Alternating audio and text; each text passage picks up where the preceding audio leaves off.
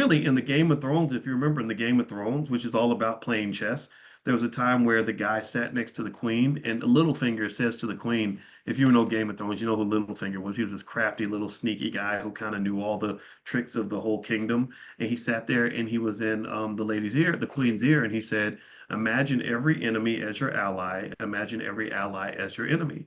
Right? He's basically saying, go to the fifth dimension, picture the world in a lot of different ways, and don't just look at the world that's in front of you now. That's really true with investing as well, right?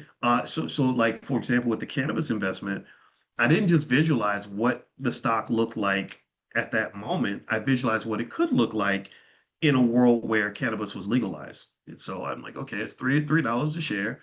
If cannabis is legalized, it could be $10 a share. So let me go ahead and plant my seed now so that if things change, I'll be ready. Same thing is true when you talk about preparing for a crash, right? Preparing for a crash means that you're thinking through all the different possibilities. Banks call this a stress test, where you're looking at all the other things that can happen and just making sure, like, okay, if this happens, am I ready? If that happens, if I'm ready.